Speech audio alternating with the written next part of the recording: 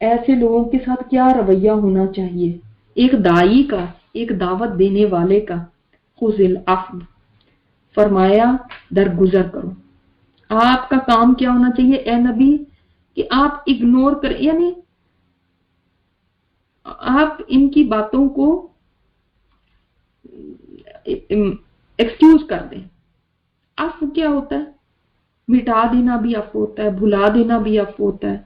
یعنی ایسے کریں کہ آپ ان کی باتوں کو زیادہ، یعنی انسان ہوتا ہے نا، کئی باتوں کو دل پہ لے لیتا ہے، کئی باتوں کو انسان بہت محسوس کرتا ہے، تو عفو معافی ایسے کہ جیسے کوئی چیز ہوئی ہی نہیں، ایسے معاف کر دینا۔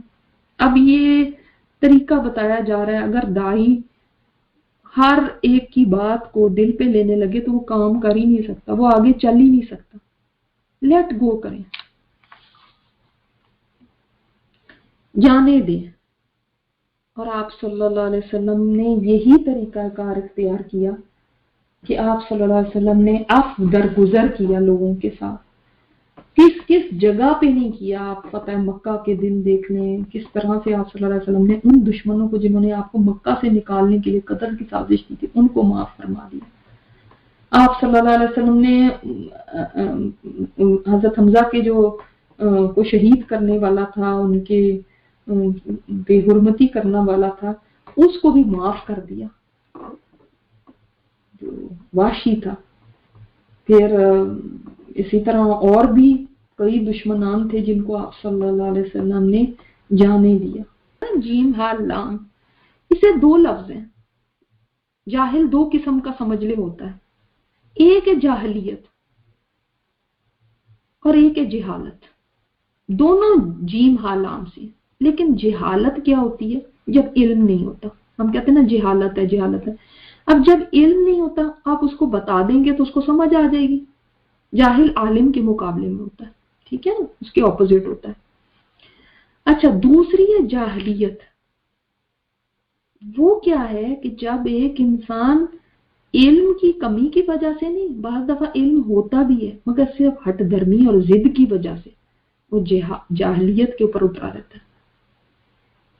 علم آنے سے جہالت تو ختم ہو جاتی ہے، جاہلیت ختم نہیں ہوتی۔ یہ وہ لوگ ہیں جو اس صدی میں ہیں جو اپنے آپ کو بہت پڑھا لکھا اور وہ سمجھتے ہیں، اور وہ کہتے ہیں کہ ہم سے زیادہ کس کو پتا ہوگا۔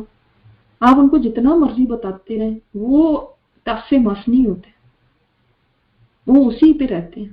ایسے لوگوں سے پھر اعراض کریں، ان کے ساتھ بحث کرنا، الجھنا، ان کے ساتھ کہ میں اپنی بات منوا کے رہوں۔ آپ نے منوانی کہ آپ کی ذمہ داری نہیں ہے، آپ کی ذمہ داری کیا ہے؟ پہنچانا، بس آپ نے پہنچا دیا، بس ٹھیک ہے۔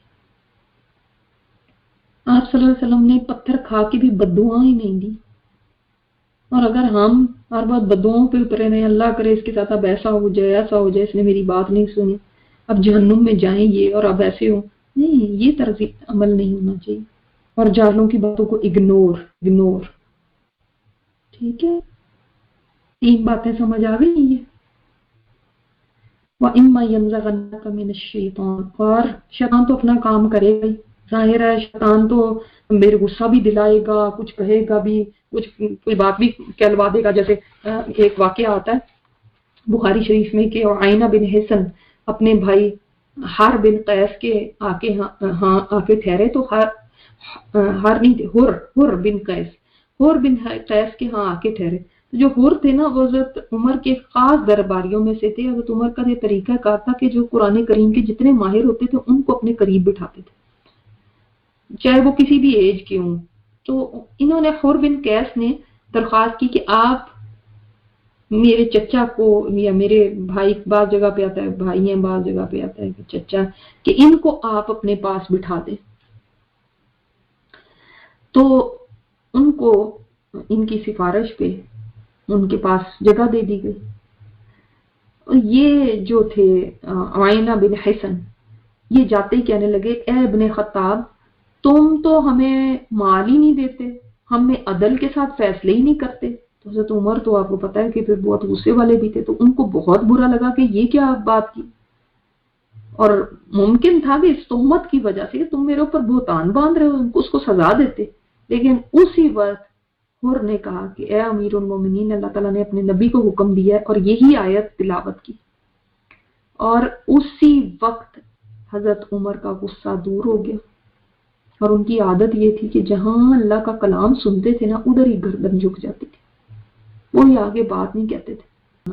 अगर शैतान गुस्सा दिला दे, शैतान तो अपना काम करेगा और वसवसे भी डालेगा, तो उसका इलाज बताया। तो दाई दीन भी तो देखे, इंसान ही है ना, वो कौन सा कोई फरिश्ता है कि उससे कभी गलती नहीं हो सकती, या उसके ऊपर कोई शैतान ने आना ही नहीं। शैतान ने तो हमारे बाप आदम अलैहिस्सलाम को भी नहीं छोड़ा, तो और किसी को क्या छोड़ेगा? उसने तो कसम खाई हुई है कि मैंने तो इसकी औलाद के पीछे ही रहना।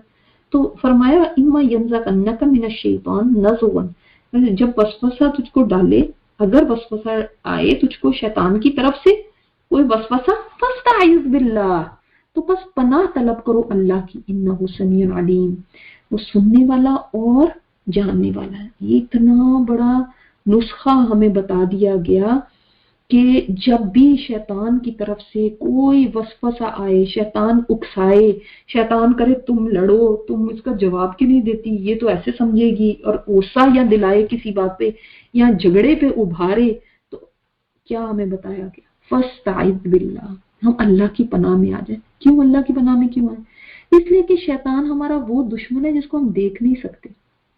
सबसे पहली बात ये, उससे लड़ना कितना मुश्किल है जिसको आप देख ही ना सके। सेकेंडली, वो ऐसा हमारा दुश्मन है जो हमारे खून के अंदर दौड़ता है, जिधर हवा जा सकती है उधर शैतान भी पहुंच जाता है, तो अंदर हमारे दौड़ता है। अब इसका मुकाबला वो ही कर सकता है जो इसको देख भी सकता है और पावरफुल भी है, और वो अल्लाह ही की जात है। तो हम अल्लाह से पनाह मांगते हैं, अल्लाह की पनाह मांगते हैं इस शैतान मरदूद से।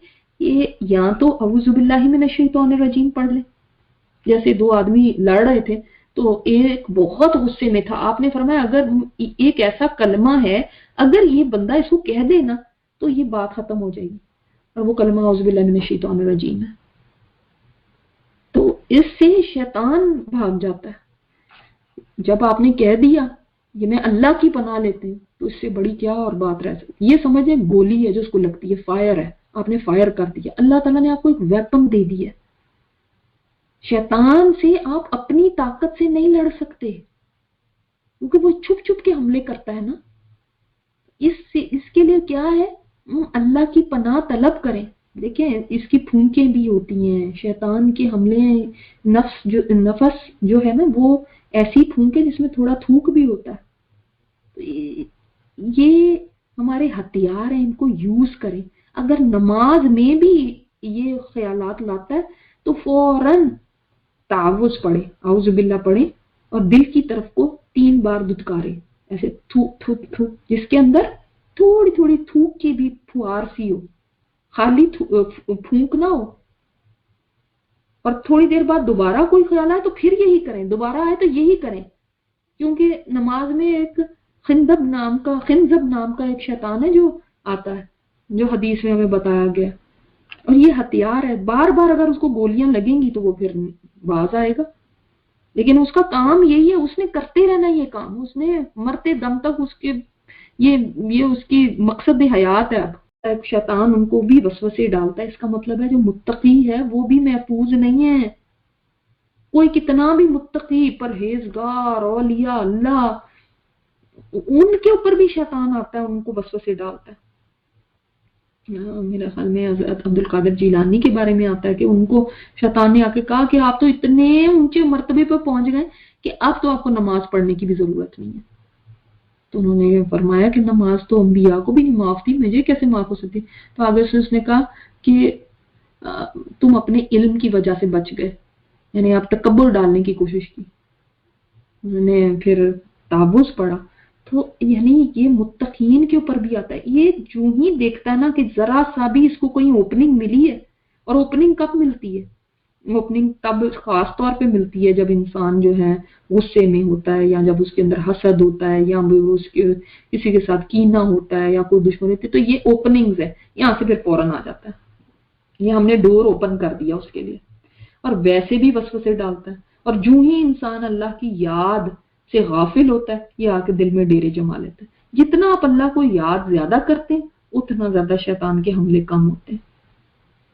یا حملے تو کرے گا لیکن اس کے حملے چلیں گے نہیں. اسی لیے فرمایا کہ جب متقی لوگوں کے پاس یہ آ کے کوئی ایسی بات کرتا ہے تذکروا فاذا هم مبصرون، تو وہ نصیحت پکڑ لیتے ہیں، وہ ڈیٹیکٹ کر لیتے ہیں اور وہ الرٹ ہو جاتے ہیں اور ان کو فوراً پتہ چل جاتا ہے اچھا یہ شیطان کے اثرات ہیں، یہ شیطان مردود ہے جو مجھے یہ اکسا رہا ہے. آپ کو پتا ہے ابراہیم علیہ السلام کے پاس آ گیا تھا کہ کیوں لے کے جا رہے ہو اسماعیل علیہ السلام کو ذبح کرنے کے لیے، کیا کر رہے، تو تبھی تو انہوں نے وہ کنکر مارے تھے. یا ابراہیم خلیل اللہ کو نہیں شیطان نے چھوڑا، اور کسی کو کیسے چھوڑ سکتا ہے. بی بی ہاجرہ کے پاس بھی آیا. تو یہ ایسا مردود ہے جو ہر ایک کے پاس آتا ہے. تو جب کوئی ایسی چیز ذہن میں ڈالے تو انسان جو چوکنا ہو جائے، اللہ کی پناہ میں آ جائے. شیطانوں کے بھائی چاہے وہ انسانوں میں سے ہیں چاہے جنوں میں سے ہیں، اس کے جو جس کو کہتے ہیں اس کا گینگ، اس کا جو لشکر ہے، اس کے جو چیلے ہیں، وہ یمدونہم، وہ کھینچتے ان کو فی الغی گمراہی میں، ثم لا یقصرون، پھر وہ کمی نہیں کرتے. ان کا کام کیا ہوتا ہے، وہ ان کے بھائی چاہے وہ کافر ہیں وہ کھینچتے ہیں ان کو اور گمراہی میں، پھر کمی نہیں کرتے. یعنی وہ آرام سے بیٹھتے نہیں ہیں. جیسے میں نے آپ سے کہا کہ مسلسل وہ لوگوں کو گمراہ کرنے میں لگے ہیں، تو وہ کھینچتے ہی رہتے ہیں گمراہی کی طرف. اب آپ اگر دیکھیں تو بعض لوگوں کو یہ لوگ کھینچ کے اتنی دور لے جاتے ہیں ان کو پتہ بھی نہیں چلتا کہ کس راستے پہ شیطانوں نے ان کو ڈال دیا. اور یہ بعض دفعہ انسانوں کے پیاروں کی صورت میں ہوتے ہیں کہ وہ پیارے آ کے کہتے ہیں ہم تو تمہارے بڑے ہمدرد ہیں، اور ان کے پیچھے شیطان ہوتا ہے. وہ ان کے بھائی انسانوں میں بھی ہیں اور جنوں میں بھی ہیں. جب تم ان کے پاس کوئی نشانی نہیں لاتے تو آگے سے کہتے ہیں کیوں نہیں تم چن لیتے اس کو، یعنی تم خود ہی کیوں نہیں بنا کے کچھ لے آتے. جب آپ صلی اللہ علیہ وسلم سے معجزے کا تقاضا کرتے تھے نا، اور جب آپ نہیں لے کر آتے تھے معجزہ، تو آگے سے کہتے تھے خود بنا لو نا، خود ہی کچھ بنا کے لے آؤ. تم خود کیوں نہیں کچھ بنا لیتے. قل انما اتبع ما یوحی الی من ربی. آپ صلی اللہ علیہ وسلم کو اللہ تعالیٰ نے فرمایا آپ کو یہ معجزے دکھانے کے لیے تو نہیں آئے، فرمائیں کہ میں تو پیروی کرتا ہوں اس کی جو وحی کیا جاتا ہے میری طرف، میرے رب کی طرف سے. میں تو نہیں دکھا سکتا معجزے. نبیوں نے کبھی ایسے دعوے نہیں کیے کہ میں تمہیں یہ دکھاتا ہوں، میں تو یہ پاورز رکھتا ہوں، ایسی کوئی بات نہیں کرتے تھے. کیونکہ وہ جانتے تھے کہ وہ معجزہ دکھانے کی طاقت نہیں رکھتے. اللہ تعالیٰ یہ جو معجزہ چاہے دکھائے.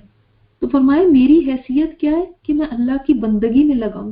میں تو جو میرا رب مجھے حکم کرتا ہے میں اس پہ چلتا ہوں. میں اور کچھ دکھانے کے، معجزے دکھانے کے قابل نہیں ہوں، مگر جو میرا رب وہی کر دے. ھذا بصائر من ربکم وہدی ورحمۃ لقوم یؤمنون. یہ ہے نا بصائر، یہ قرآن جو ہے یہ بصائر ہے، یہ کھلی دلیل ہے تمہارے رب کی طرف سے. تمہیں معجزہ کیا چاہیے. دیکھیں یہ باتیں کرنا نا، میں آپ کو بتاؤں یہاں پہ بیٹھ کے بہت ہی آسان ہے کہ وہ آپ کو کہتے تھے معجزہ دکھاؤ تو آپ صلی اللہ علیہ وسلم یہ کہتے تھے تو پھر یہ. لیکن اس ماحول کو ذرا سمجھیں جس میں وہ نبی علیہ الصلوۃ والسلام کو زج کر کے رکھ دیتے تھے کہ دکھاؤ نا معجزہ، اگر تم اتنے ہی اللہ کے نبی ہو دکھا دو نا. اب اچھا چلو کچھ اور نہیں دکھا سکتے، یہ پہاڑ سونے کا بنا دو. اچھا چلو کچھ اور نہیں تو یہاں پہ نہریں جاری کر دو. اچھا چلو ہمارے لیے کچھ نہیں کر سکتے تو تمہارے ساتھ فرشتوں کی ایک ٹیم ہونی چاہیے جو تمہارے باڈی گارڈ ہو، ہم بھی دیکھیں. مطلب کبھی کچھ کہتے کبھی کچھ کہتے، اس طرح کی باتیں کرتے کہ زج کر کے رکھ دیتے تھے. تو فرمایا کہ نہیں میرا کام یہ ہے ہی نہیں. یہ دیکھو نا یہ تمہارے پاس معجزہ ہے. ھذا بصائر من ربکم وہدی ورحمۃ لقوم یؤمنون. یہ ہدایت ہے اس کے اندر، اس میں رحمت ہے اس قوم کے لیے جو ایمان رکھنے والی ہے. یہ قرآن ایک زندہ معجزہ ہے جو قیامت تک قائم رہنے والا ہے.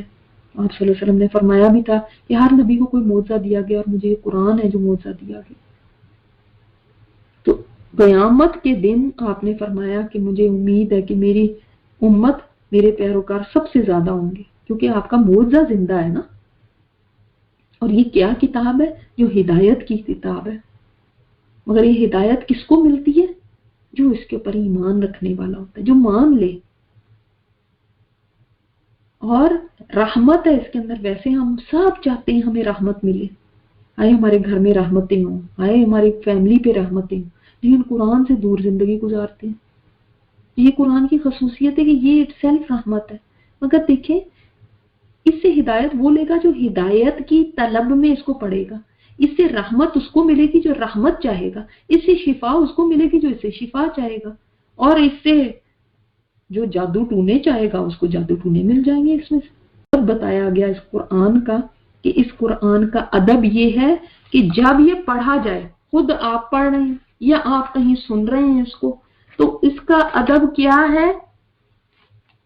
فَاسْتَمِعُوا لَهُ، غور سے سنو اس کو۔ چاہے امام صاحب پڑھ رہے ہیں اور آپ پیچھے کھڑے ہیں تب بھی غور سے سنیں، اگر آپ کوئی اور پڑھ رہا ہے تب بھی، اگر آپ نے ٹیپ چلائی ہوئی ہے، ٹی وی پہ چلا ہوا ہے، کہیں پہ بھی چلا ہوا ہے، آپ اس کو غور سے سنیے۔ وَأَنصِتُوا، اور خاموش رہو، لَعَلَّكُمْ تُرْحَمُونَ، تاکہ تم رحم کیے جاؤ۔ یعنی اس کا مطلب جو قرآن پاک کو غور سے سنتا ہے اس پر رحم کیا جاتا ہے۔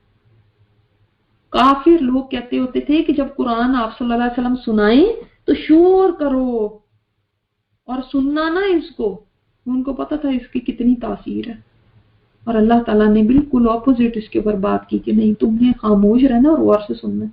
اب بہت سارے لوگوں کو کہا جاتا ہے قرآن پاک کی فلاں فلاں صورت لگائیں آپ اپنے گھر میں، چلائیں آپ، کبھی سورہ بقرہ کچھ لوگ چلاتے ہیں یا سورہ رحمان شوق سے چلاتے ہیں، لیکن یہ بھول جاتے ہیں کہ ہمیں خاموش رہ کے اس کو سننا بھی تو ہے۔ چلو انسان کا ذہن کبھی ادھر ادھر بھٹک سکتا ہے، لیکن خاموش تو رہیں۔ یہ تو نہ کریں کہ گاڑی میں چلائی ہوئی ہے، گھر میں چلائی ہوئی ہے، وہ چلی ہوئی ہے، وہ اس سے برکت ہوتی جا رہی ہے، ہم کبھی فون میں لا کے فون پہ باتیں شروع کر دیں گے، کبھی بچوں سے آتے جاتے باتیں۔ جب آپ نے باتیں کرنی ہے تو اس کو بند کر دیں، لیکن یہ ادب نہیں ہے کہ ہم باتوں میں مشغول ہیں اور ساتھ قرآن چلتا رہے، وہ بیک گراؤنڈ میں چلتا جا رہا ہے، ہم اپنی باتیں کیے جا رہے ہیں۔ یہ اس کی بے ادبی ہو جاتی ہے پھر۔ اور اپنے رب کا ذکر کیجیے، جس نے شیطان کے حملوں سے بچنا ہے، اور جس نے قرآن سے ہدایت اور رحمت پانی ہے، تو وہ کیا کرے؟ وَاذْكُرْ رَبَّكَ فِي نَفْسِكَ، اپنے رب کو یاد کیجئے۔ کیسے؟ اپنے دل میں۔ دیکھیں، جو اس سے پیار ہوتا ہے نا، اس کے ساتھ انسان دل ہی دل میں باتیں کرتا جاتا ہے، اس کی یاد تو کبھی دل سے ہٹتی ہی نہیں ہے، وہ دل میں رہتا ہے۔ یہ محبت کا تعلق ہوتا ہے نا۔ تو اللہ تعالیٰ کو یعنی زبان سے بھی یاد کرنا ہے، دل ہی دل میں بھی یاد کرتے رہنا۔ اور کیسے؟ عاجزی کے ساتھ اور خوف کے ساتھ۔ اس طرح یاد کرنا ہے کہ خوف بھی ہو اور عاجزی بھی ہو، کوئی تکبر نہ ہو، کوئی اپنی بڑائی نہ ہو۔ میں تو بڑی نیک ہو گئی، دیکھو میں نے کتنی تسبیحات کرتی ہوں، سارا دن میں کتنا پڑھتی رہتی ہوں، بس یہ نہیں ہونا چاہیے۔ ٹھیک ہے؟ تو کیا حکم ہوا کہ رغبت کے ساتھ بھی اور خوف کے ساتھ بھی اللہ کی یاد اپنے دل میں، اپنی زبان پر کرتے رہو۔ کیسے زبان سے کیسے کریں گے؟ وَدُونَ الْجَهْرِ مِنَ الْقَوْلِ، اور کیسے اللہ کا ذکر کریں گے؟ بغیر اونچی آواز کے، ہلکی آواز کے ساتھ۔ جو ایک کیا کہا گیا؟ دل ہی دل میں بھی اللہ کو یاد کرو، اور زبان سے بھی، لیکن چیخنے کی ضرورت نہیں ہے۔ آپ کسی ایسے کو نہیں سنا رہے کہ جو دور ہے بہت، وہ تو قریب ہے آپ سے۔ وَإِذَا سَأَلَكَ عِبَادِي عَنِّي فَإِنِّي قَرِيبٌ، میرے بندے میرے بارے میں پوچھے تو ان کو بتا دو کہ میں بہت نزدیک ہوں۔ تو اس لیے چیخ چیخ کے نہیں پکارنا، اللہ تو سن رہا ہے، اللہ نہیں۔ آپ صلی اللہ علیہ وسلم ایک دفعہ جا رہے تھے تو آپ نے حضرت ابوبکر صدیق رضی اللہ تعالیٰ عنہ کی تلاوت سنی، تو آپ تلاوت کر رہے تھے بہت آہستہ، پھر آگے کے حضرت عمر کی سنی تو وہ بہت زور سے اونچی آواز میں کر رہے تھے۔ تو آپ صلی اللہ علیہ وسلم نے حضرت ابوبکر صدیق رضی اللہ عنہ کو فرمایا کہ آپ تھوڑا سا اونچا کر لیں، حضرت عمر سے فرمایا آپ تھوڑا سا نیچا کر لیں، تو درمیانی آواز کے اندر۔ ٹھیک ہے؟ نماز بھی پڑھیں تو اتنی آواز کم از کم ہو کہ ہمارے کان سنیں جب ہم اکیلے پڑھ رہے ہیں۔ تو اللہ تعالیٰ کا ذکر کریں، اس سے شیطان بھاگے گا، اور یعنی اللہ کی ذات یاد ہمیشہ ساتھ رہے۔ اور اللہ کا ذکر کیسے ہے؟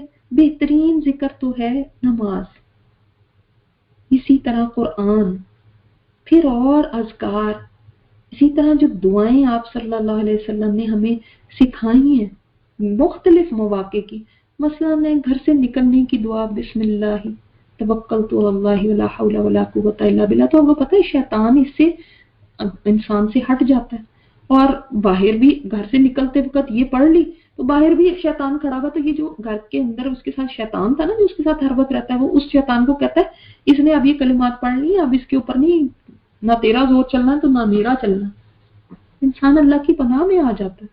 اور پھر فرمایا غیر اونچی آواز کے کب کرو، بالغدو بھی والآصال، صبح کے وقت بھی اور شام کے وقت بھی۔ صبح کا میں نے آپ کو کون سا وقت بتایا؟ فجر، جب یعنی فجر کی اذان سمجھ لیں، جب فجر کی اذان ہوتی ہے اس وقت سے جب فجر کی نماز قضا ہوتی ہے وہ وقت، اور شام کا وقت عصر سے مغرب کے درمیان کے جو اوقات ہیں، یہ خاص طور پہ اللہ کے ذکر کے اوقات بتائے گئے، اور اسی وجہ سے آپ دیکھیں جب ہم فجر کی نماز کا کہا گیا کہ اس کی قرات لمبی ہونی چاہیے، لمبی، قرآن جتنا آپ کو زیادہ آتا ہے اس وقت اس میں پڑھے، اور اس کے بعد صبح شام کی جو دعائیں ہیں وہ پڑھے جب تک سورج طلوع نہ ہو جائے۔ تو یہ بڑا پیارا وقت ہے، اور آپ کو پتہ ہے عصر سے مغرب کے درمیان بھی جمعے کے دن تو خاص طور پہ ایک گھڑی آتی ہے جس کے اندر دعائیں قبول ہوتی ہیں، اور جو یہ فجر کا بھی یہ وقت جو میں نے آپ کو بتایا وضو کا، اس میں بھی اللہ کا ذکر کرتے رہیں اور اس کے بعد نفل پڑھ لیں، جب سورج طلوع ہو جائے تو پھر ایک عمرے کے برابر ثواب ملتا ہے۔ ویسے بھی ان دو ٹائمز کے اوپر فرشتوں کی شفٹ چینج ہوتی ہیں، ایک فرشتے جو آپ کے ساتھ فجر سے عصر تک تھے وہ اب جا رہے ہیں واپس، اور عصر سے جو اگلے دن فجر تک کے ہیں وہ آ رہے ہیں، تو یہ دونوں فرشتے ملتے ہیں اس وقت میں، اور اللہ تعالیٰ کے پاس جا کے انسان کی رپورٹ دیتے ہیں، تو وہ انسان اس وقت اللہ کے ذکر میں ہو۔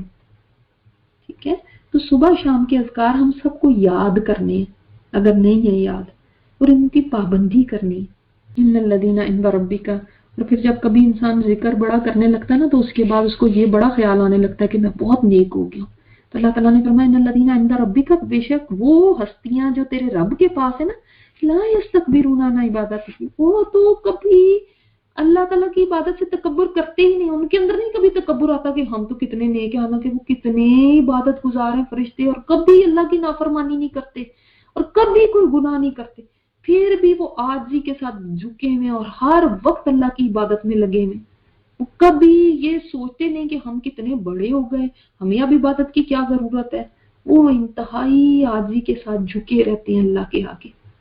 ان سے سیکھو، یعنی ہمیں بتایا گیا ہے کہ ان سے سیکھو وہ کتنی اللہ کی عبادت کرتے ہیں، وَيُسَبِّحُونَهُ، اور وہ تسبیح کرتے ہیں اس کی، تو جو اللہ کے پاس ہیں یعنی اللہ کے قریب ہے، وہ ان میں تو کوئی بڑائی نہیں ہے، کوئی ایروگینس نہیں ہے، وہ تو کوئی عبادت سے کمی نہیں کرتے، سستی نہیں دکھاتے۔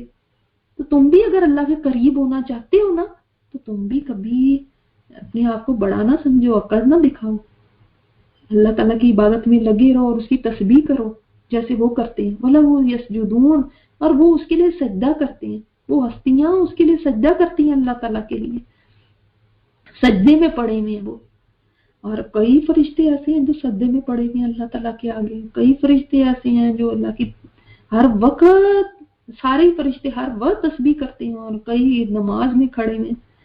تو اللہ تعالیٰ کے قرب کو پانے کے لیے سب سے جو اعلیٰ مقام ہے وہ سجدہ ہے، تو آپ صلی اللہ علیہ وسلم نے فرمایا سجدے میں خوب دعائیں کیا کرو۔ شیطان انسان سے بڑا وہ اس کو غصہ آتا ہے اور غمگین ہوتا ہے جس وقت انسان سجدہ کرتا ہے، تو غم اس کو کیا ہوتا ہے کہ دیکھو میں حکم دیا گیا سجدے کا اور میں نے نہیں سجدہ کیا، اور یہ سجدہ کر کے اللہ کو راضی کر رہا ہے اور میں نے سجدہ سے انکار کر کے اللہ کو ناراض کر دیا، اور یہ آیت سجدہ بھی ہے، اور الحمدللہ آج ہم پہلی آیت سجدہ پہ پہنچی ہیں۔ آپ کو پتہ ہے قرآن پاک میں 14 یا 15 سجدہ تلاوت ہیں، 15 یا 14 کیوں کہہ رہی ہوں میں، کیونکہ بعض لوگ سورہ حج کی دوسرے سجدے کو کہتے ہیں کہ وہ سجدہ تلاوت کی وہاں پہ ہے، اور بعض اس کو نہیں کہتے، تو اگر اس کو شامل کر لیں تو 15 بن جاتے ہیں۔